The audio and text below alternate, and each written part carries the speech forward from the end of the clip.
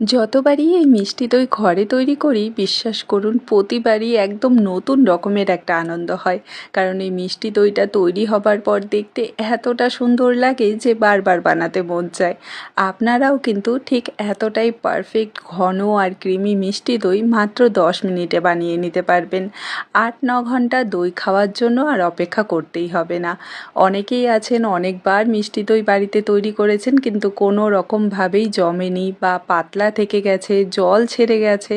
কিন্তু আজকের এই রেসিপিটা ফলো করে যতবারই আপনারা মিষ্টি দই ঘরে তৈরি করবেন একদম পারফেক্ট হবে, কোনো রকম জল ছাড়বে না। আর খেতে এতটাই মজাদার হবে যে পরিবারের সকলে বারবার মিষ্টি দই আপনাকে ঘরেই বানাতে বলবে। তো খুব সহজ একটা রেসিপি, আশা করছি আপনাদের ভালো লাগবে। তো হ্যালো এভরিওয়ান, কেমন আছেন আপনারা সবাই? আশা করি আপনারা সবাই ভালো আছেন and welcome to my channel. চলুন তাহলে শুরু করি আজকের রেসিপি। তো মিষ্টি দই বানানোর জন্য প্রথমেই আমাদের আগে ক্যারামেলটা তৈরি করে নিতে হবে, তাহলেই তো মিষ্টি দইয়ের মধ্যে সেই সুন্দর কালারটা আসবে, তাই না? তো এখানে আমি একটা বড় কড়াইয়ে 1/2 কাপ চিনি দিয়েছি আর চিনিটাকে ভালো করে হাত দিয়ে একটু ছড়িয়ে দিচ্ছি যাতে করে ক্যারামেলটা খুব তাড়াতাড়ি হয়ে যায়। এবারে ফ্লেমটা মিডিয়ামে রেখে কিছুক্ষণ অপেক্ষা করতে হবে, মানে যতক্ষণ না কিছুটা পরিমাণ চিনি গলে যাচ্ছে। তারপরে অনবরত নাড়াচাড়া করে আমাদের ক্যারামেলটা তৈরি করতে হবে।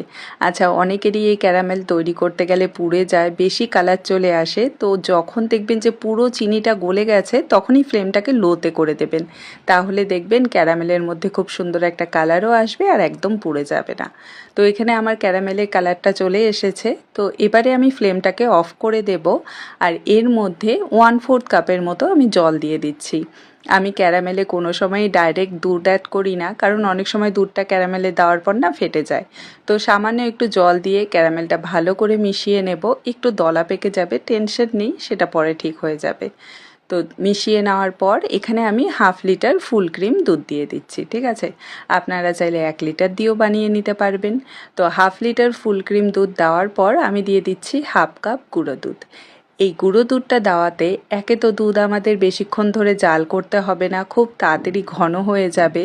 আর বিশ্বাস করুন, গুঁড়ো দুধ দিয়ে তৈরি করা মিষ্টি দই খেতে কিন্তু অসম্ভব বেশি ভালো হয়, ঠিক আছে? তো একবার অবশ্যই বানিয়ে দেখতে পারেন, দারুণ টেস্ট আসবে। আচ্ছা, তো ফ্লেভারের জন্য এখানে আমি 3টে এলাচ দিয়ে দিচ্ছি, এটা পুরোপুরি অপশনাল। আমার মিষ্টি দইয়ে এলাচের ফ্লেভারটা বেশি ভালো লাগে তাই আমি দিচ্ছি, আপনারা পছন্দ না করলে স্কিপ করে দেবেন। তো এবারে মিডিয়াম টু হাই ফ্লেমে একটু বাদে বাদে নাড়াচাড়া করে আমাদের এই দুধটাকে খুব বেশি না, মাত্র 3 থেকে 4 মিনিট জাল করতে হবে। যেহেতু আমরা এখানে গুঁড়ো দুধ অ্যাড করেছি তো এমনিতে